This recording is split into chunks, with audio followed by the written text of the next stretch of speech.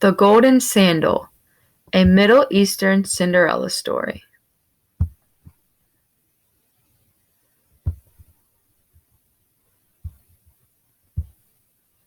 There once lived a fisherman whose wife had drowned, leaving him with a small daughter named Maha. Nearby lived a widow with her own young daughter. Every day she went to the fisherman's house to care for Maha, and every day she said, "You poor motherless child, I love you like my own."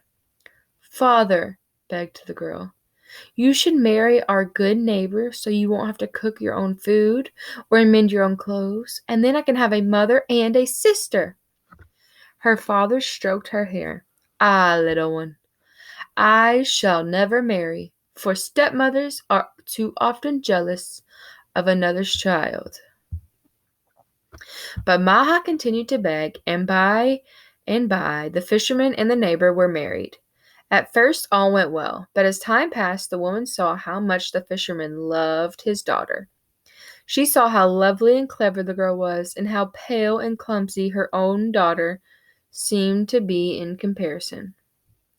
As the months went by, Maha was forced to do more and more of the work, and during the day when the fisherman was gone, her stepmother fed her nothing but a few dried dates. One day, as Maha was walking home with a basket of 3 catfish, which she'd been sent to fetch from her father's boat, she heard a voice. "Luckless child, have pity on another unfortunate. Spare my life." The frightened girl set the basket down and found a little red fish under the others. Full of wonder, she carried the fish back to the river. As she released it, the fish spoke again. "Allah says a kindness never goes unrewarded. Come for me any time and ask what you will." When her father returned home, he asked what had happened to the red fish. "What?" the stepmother scolded Maha. "You didn't tell me there was another fish. You shall have to go look for it. If you return without it, you'll be sorry." Maha made her way, hungry and frightened, through the darkness to the river. "Little fish," she called, "please help me. I don't know what to do."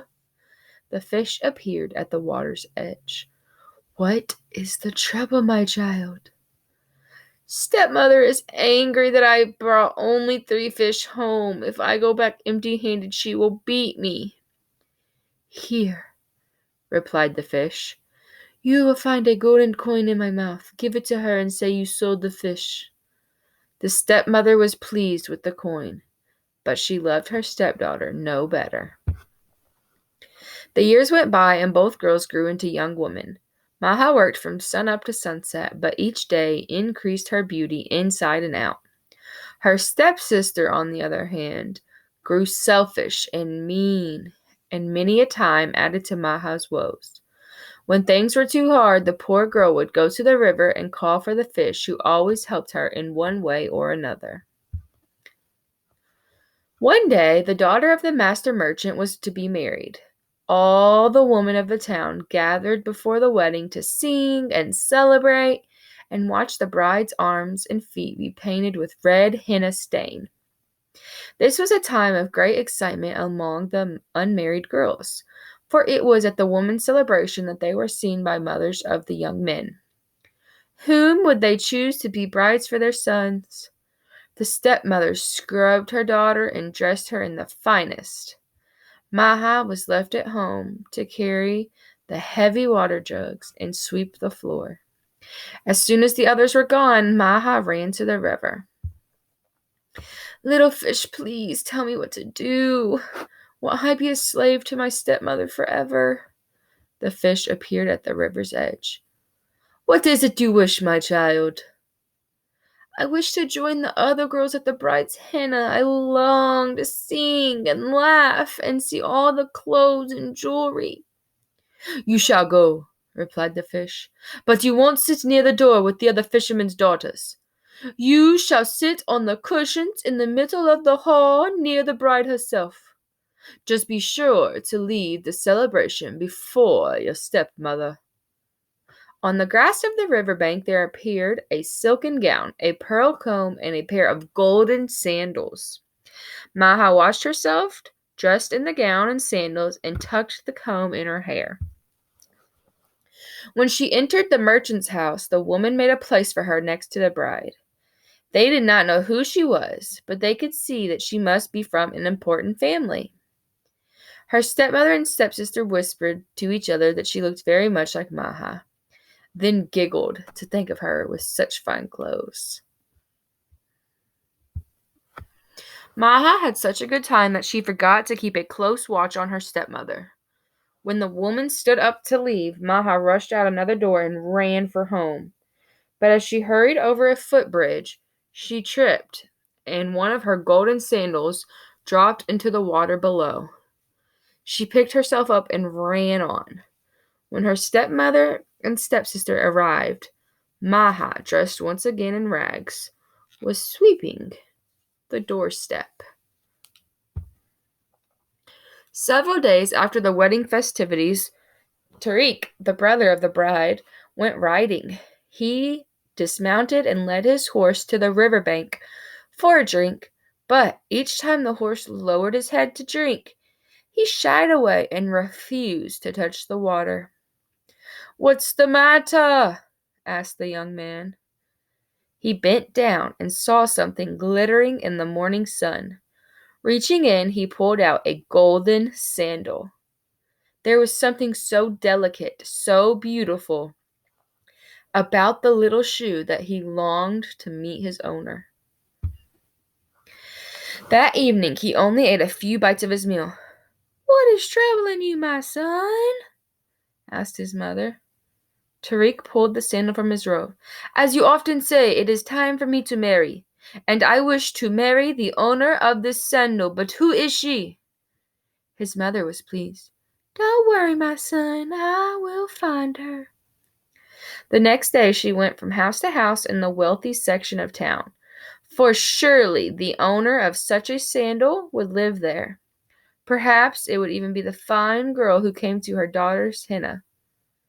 She tried the sandal on each unmarried woman, but it fit none. The next day she visited other parts of the city with the same luck. On the third day she came to the fishermen's huts. When Maha's stepmother saw the merchant's wife approaching, she shoved Maha into the bread oven in the yard and covered the opening with a large rock. Despite all efforts, however, her own daughter's foot would not fit into the little sandal. Tariq's mother was about to leave when the rooster flew to the top of the oven and began crowing with all his might. "Kick-kick-kick-coo! Kick-kick-kick-coo! The one you seek is hidden below." Tariq's mother ordered her servant to open the oven. Maha crawled out, and her foot slipped easily into the sandal. When the merchant's wife saw the beauty and kindness in the girl's eyes, she knew she had found a worthy bride for her son. "Here," she said, handing a purse of gold to the stepmother.